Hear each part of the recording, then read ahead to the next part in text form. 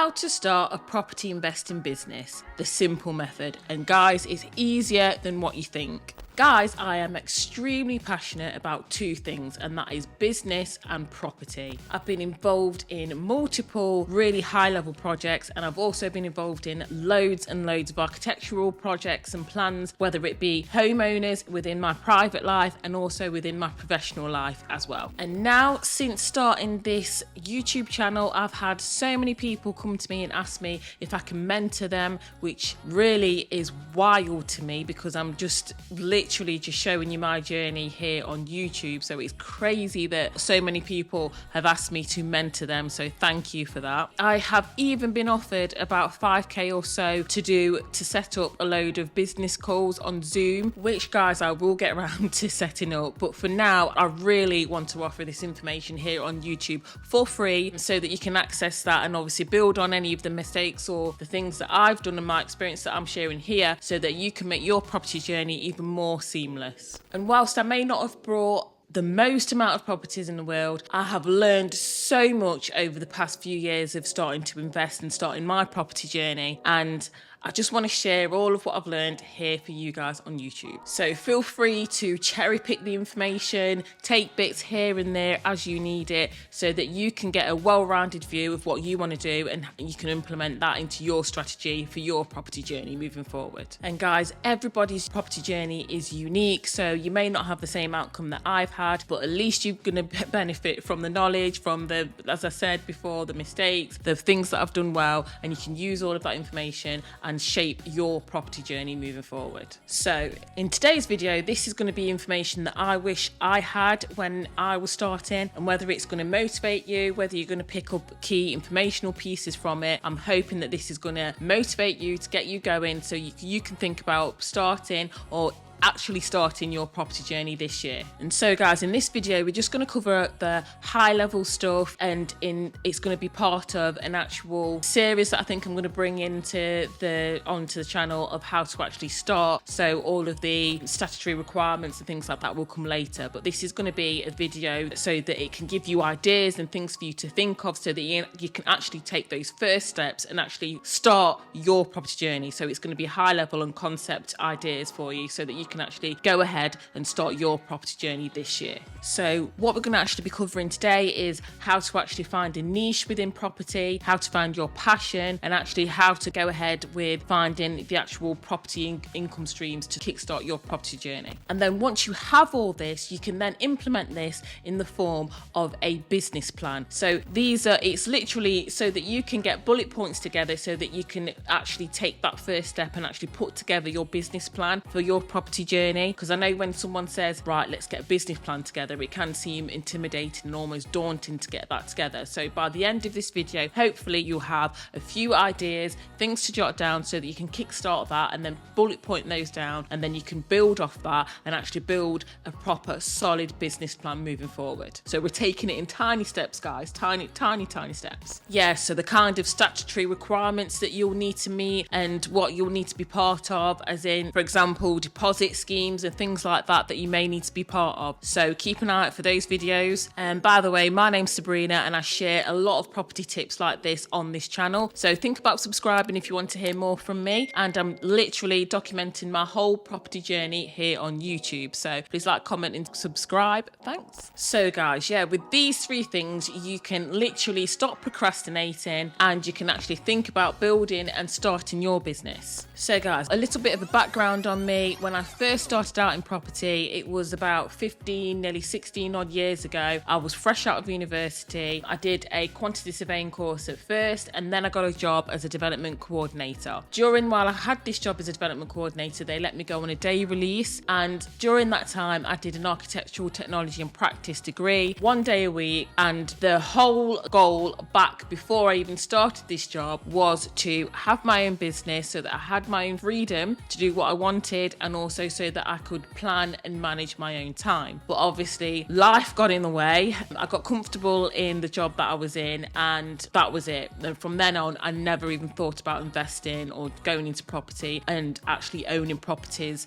or even controlling properties for myself. And that was all up until a few years ago. And I'm kicking myself now, because if I'd have started when I did, and everyone always says hindsight is the best thing, if I'd have started back then, I would be in a completely different position than what I am now. So this is why everyone always says that the best time to get into property was 10 years ago. The second best is now. So if you can find a deal that stacks up and it all works, why are you not going to go for it? And now I have a few personal issues within my personal life that I need to be looking after, and obviously it's quite hard to try and work that around a full-time job. So that is a reason why I'd really want to become this entrepreneur, and that is the ultimate end goal. And they always say, don't they, that entrepreneurs work 90 hours a week so that they don't have to work 40, and it's so true. So yeah, that was my goal, and that was my reason for getting into property. So if we look at our first step, which is finding a niche. So if you're wanting to get into property, you need to actually find something about property that actually makes you passionate, something that makes you want to get up and go in the mornings. You can't just think and be driven by money, because after a while you're just going to get burnt out. If you're driven by money and the added benefit of you're passionate about whatever niche it is, whether it's you want to get into social housing so that you can help people find homes that are less fortunate than you, whether you want to be a landlord, maybe you just want to build up a portfolio so that you can start to build generational wealth, so that your kids and your kids' kids and children behind you can sort of have this portfolio that they can build on. Maybe that's the idea of why you want to get into it. But if you find something that you're passionate about, you can then build a niche around it. And then once you've built that specific niche, then you've got your unique selling point. That is something that you want to focus in on, and that's something that you want to get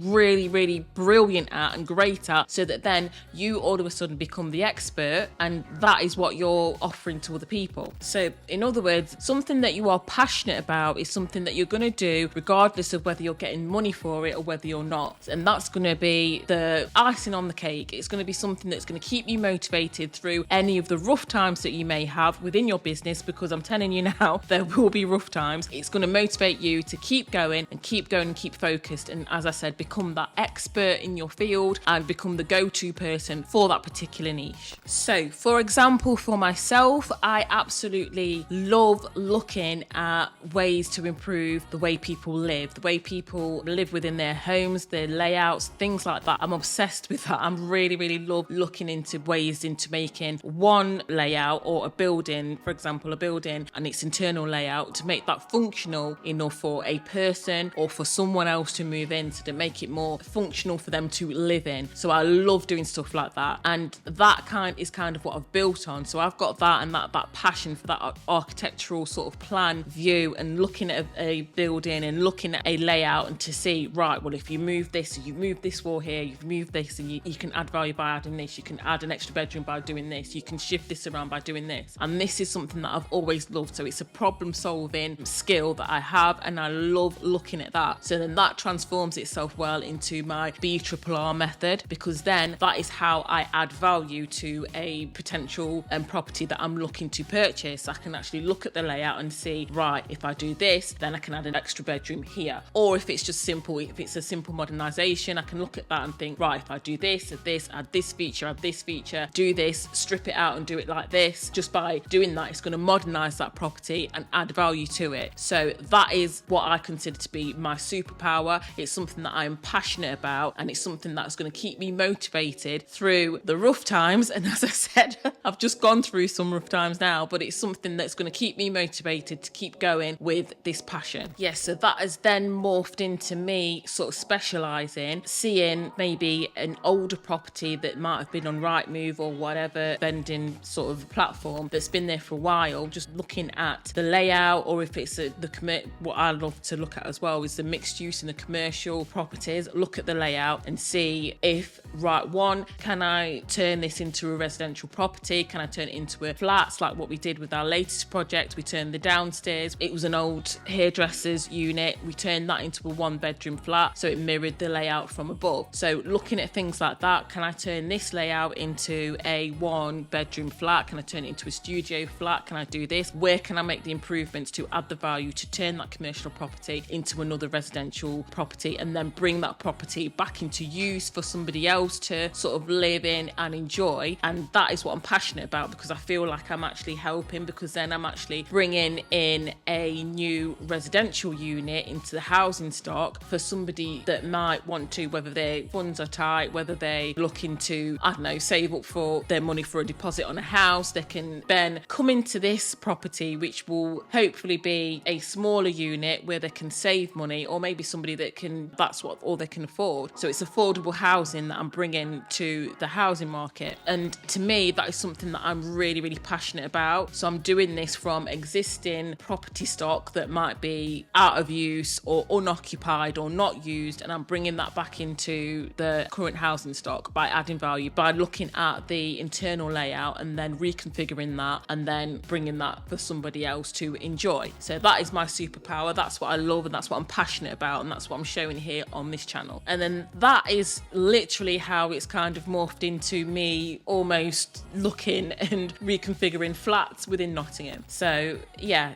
that is my superpower, and that's what I'm passionate about. So then guys, that leads me on to my next point. So once you've done that, you found yourself a passion as well, then you can also look at ways and how to plan out your revenue streams, so how you're going to fund this. So for example, if you're anything like me, if your ideal sort of property strategy is the BRRR method, but maybe you haven't got the funds to start that right away, maybe you could get a plan in place so that you can build up your deposit and build up also your renovation costs and your costs for fees and all things like that. And again, I've got videos on the channel as well to tell you about the experience I've had with professional fees in regarding to this. But if you want to build yourself up to that, maybe you're going to have a plan for those revenue streams to build up the money so that you can actually go ahead and go do that. For this example, the BRRR method. So you may want to start off, for example, with something like maybe deal sourcing, build up a few funds through that way, and then maybe progress to the rent to rent maybe option, because again, you're going to be building up your funds, and then from that as well, you might be building up more experience of dealing with things like that, and then holding that so that you can use that to then go into the BRRR method. Maybe like me, you'd have to sort of build up your credit score and things like that, which again, I've got videos on here on how I built up my credit rating so that I could then go into BRRR. And guys, incidentally, if you do have any queries over your finances, you can use Unbiased. My link is in the description box below. They are literally like a dating website for your finances. So they will literally hook you up with somebody or a financial advisor or a mortgage broker or someone like that that can help you out based on your circumstances, and your first consultation is free. So be sure to check out the link in the description box. Obviously it is a paid commission, so I do get a slight commission off everyone who sort of signs up with them, so it's a great way to support the channel. So the link is in the description box below. So yeah, if you literally want to build up to the BRRR method and you need to build up that deposit, those are great ways to do that, so that you can build up your deposit, because obviously if you are investing in the UK, the deposit is quite a lot of money. So if you do want to build up those funds and save up and try and find a faster way of doing that, you can also do any of those methods to try and build that up. So then guys, another quick way, step 3, it's really to find a purpose, and you want to find a solid purpose as well. So with these 3 things, you're going to not run out of motivation. You're going to be motivated to keep on going beyond the monetary value, and also with a purpose as well that is just going to seal the deal so that you really, really want to keep going with this. So for example, one of the purposes of me doing all of this, again, yes, it's to help people, but it's also by doing that and by helping people out with the properties that I do renovate, I'm hoping that in my small way I am changing people's minds on how they view some landlords. And I know this is a controversial topic, I know what people think out there of landlords, and I know what the stereotypical idea of landlords are, but most landlords are here to provide quality living environment environments for their tenants, and that's what they want to do. And in turn, obviously the tenant then obviously lives through living in your property. They are caring and loving and as I've just said, just loving towards that property. So it's a symbiotic almost relationship that you've built up. But I do know that within the news and all that, there's all this sensationalized news headlines of slum landlord does this or slum landlord does this, and there's a lot, and I'm not making light of that at all, because there are some slum landlords out there. But again, there are a lot of people like myself that actually want to go out there and provide this quality, living environments for their tenants. And that's another reason why I'm happy to have this sort of YouTube channel, so that I can sort of put some information out there so it can help you guys. So yeah, hopefully from building this, I can eventually build a really, really great business where I can eventually employ somebody and have someone work under me, so that I can mentor them and maybe they will go on to do that. So it is what I'm hoping to do, is kind of sow and spread the seed. Maybe it's a small seed in this big world, but just to show that